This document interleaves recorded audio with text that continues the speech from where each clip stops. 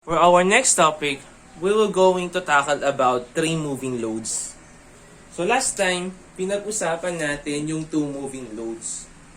So for this discussion, we will going to discuss and focus about three moving loads.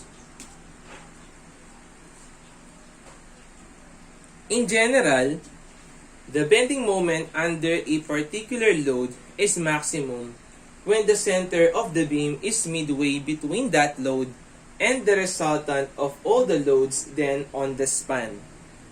So, yun naman kasi yung general na principle natin dealing with finding for the maximum moment.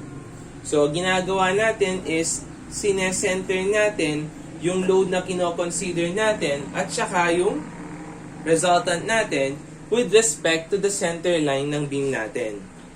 So, yung approach natin sa 3 moving loads, same approach lang siya dun sa 2 moving loads. So, ginagawa natin dito is we consider each load, tapos kinukuha natin yung maximum moment. Yung maximum moment na yon, yun yung i-adapt natin for the design.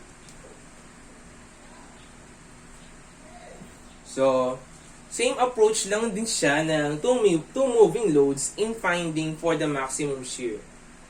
So usually, yung maximum shear natin, it is located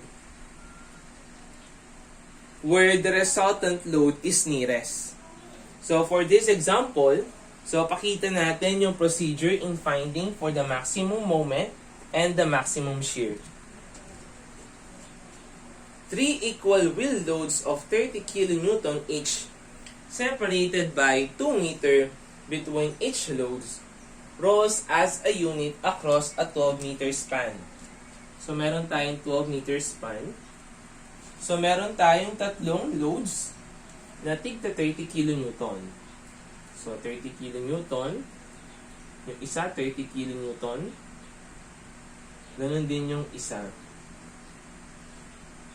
So, the distance between each load to each other is equal to 2 meter.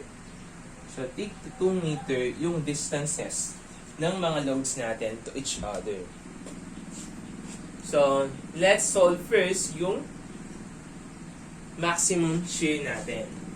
So, in finding for the maximum shear, so, gagawin natin dyan is ilalagay natin yung pinakamataas na load natin dito sa dulo. So, since pare-parehas lang naman yung value ng mga loads natin, so sabihin natin na yung nandito, that is our P1, P2, at saka yung P3. Since pare-parehas lang naman yung value ng mga loadings natin, so, consider na lang natin yung nasa dulo. So, lagay natin yung nasa dulo dito sa pinaka dulo ng span natin. So, lagyan natin dito yung 30 kN. So, next nyan is meron siyang 2. So, susunod naman is yung pangalawang 30 kN. And yung last na lang is yung isa pang 30 kN.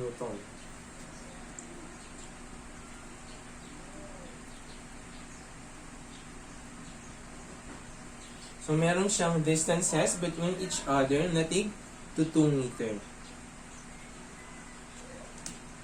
So, in finding for the maximum shear, so usually yung maximum shear natin, it is located dun sa support kung saan natin pinatong yung largest load natin. So, for this example, since nakapatong dito, so let's say we have yung value ng R1, at saka value ng R2. Since pinatong natin yung 30 kN natin dito sa support natin sa R2, therefore, yung maximum shear natin, it is located at the support R2. So, we will just take summation moment at reaction 1 to solve for the value of your R2, taking to consideration that counterclockwise is positive. So, we have R2 multiplied by 12 minus. So, 13 So, yung mga distances natin yan. So, if we're going to locate yung center line ng beam natin, approximately, nandito yung center line natin. So, this is 2 meter. So, siyempre, matitira dito is 6 meter. So, yung moment arm ng unang 630 natin, that is 8, minus yung sumunod na 30, that is 10, minus 30 multiplied by 12 is equals to 0. So, the value of your R2 is now equal to 75 kilonewton, which is our Vmax. So, nakuha na natin yung value ng maximum shear natin. So, next naman is we will going to calculate for the value of your maximum moment. So, paano natin gagawin yon? So, same procedure lang tayo sa two moving loads. We will going to calculate first for the resultant of our loadings. So, we have here, kunin muna natin yung mga resultant natin ng 30 kilonewton. Since pare-parehas lang naman yung mga values natin, symmetrical yung mga loadings natin. So, yung tendency is yung value ng resultant natin, which is equal to 30 plus 30 plus 30, yung 90 kilonewton, it will be located dito sa center natin. So, yung value ng P natin, it is located sa pinakagitna. So, this is the value of your P. Wherein yung location ng P natin, that is equal to 2 meter. So, this is 2 meter, 2 meter. So, the value of your X is obviously equal to 2 meter. Kasi nga, symmetrical yung mga loadings natin. So, this is your X. Therefore, it is obviously stated that X is equals to 2 meter. Since the system is symmetrical.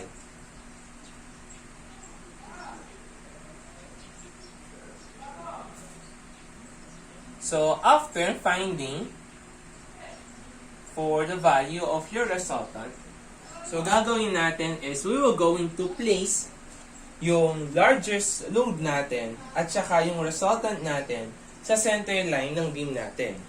So, for this example, since pare-parehas lang naman yung values ng mga load din ng mga wheel load natin, so, consider na lang natin yung outer load natin na 30 kN.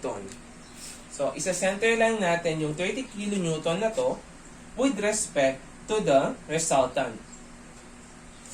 So, we're going to place those load dito sa beam natin along the center line. So, we have a value of X na 2 meter. So, isa-center natin siya dito sa beam natin. So, first, lagay muna natin yung center line ng beam natin. So, this will now serve our center line. So, yung 30 kN natin, yung X over 2, which is equal to tigo 1 meter. So, tigo 1 meter tayo dito. 1 meter, 1 meter. So, nandito yung location ng 30 kN natin. Tapos, yung resultant natin, which is equal to P. So, nandito naman yung value ng resultant natin. And at the same time, at that point, nandyan din yung value ng isa pang P natin, which is equal to 30 kN. Tapos, dito pa tayo sa 2 meter, another 2 meter, nandoon naman yung location ng isa pang 30 kN na wheel load natin. So, kung aayusin natin yung mga locations natin, so this will now become X over 2. Yung susunod, that is equal to X over 2 or equal to 1 meter. 1 meter, 1 meter. So, yung susunod niyan, that is equal to 2 meter. So, yung natitira niyan, dito sa ano natin, so we have 5 meter. This is 5 meter. Tapos, yung matitira naman dito, that is 3 meter naman. So, let's solve yung mga value ng mga reactions natin. So, this is reaction 1. And this is reaction at 2. So, let's take summation moment at R1 to solve for the value of your R2. Which is counterclockwise is positive. So, R2 multiplied by 12 minus. Since hindi naman nalaglag yung mga loadings natin, gamitin na lang natin yung resultant natin para isahan na lang yung computation natin. So, for this part, gamitin natin yung 90 kN multiplied by, so yung moment arm niya is 2 plus 3. So, that is equal to 5 is equals to 0.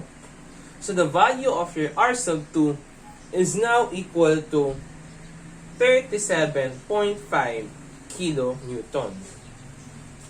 So, dito naman sa principle natin na to, we don't need to calculate yung value ng R1 kasi nga gagawin natin dito is we're going to cut section dito sa kinonsider natin.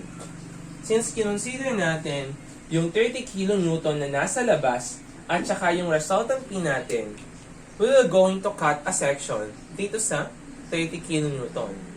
And upon cutting the section, we will going to consider yung right section. Kaya yung R2 na lang yung sinolve natin. Kasi yung R2 lang naman yung makikita natin kapag pinutol natin yung beam natin and then we consider right section. So, kapag pinutol natin yan, so we will have a value of, so meron tayong value ng R2 dito, which is equal to 37.5. And naghati tayo dito. So kapag hinati natin yan, meron tayong lilitaw dyan na bending moment, which is ito yung maximum bending moment natin. And meron din tayong shear dito. So for this, i-calculate lang natin is the value of your Mmax. So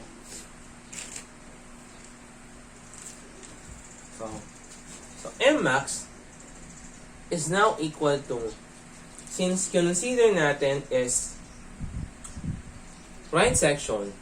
So kapag right section, summation moment, counterclockwise is positive. So Mmax is equal to positive 37.5 multiplied by the moment arm of 5. So Mmax is equals to 187.5 kilonewton meter. So this will now become your answer. So that is the approach for 3 moving loads. So same lang siya ng application ng 2 moving loads.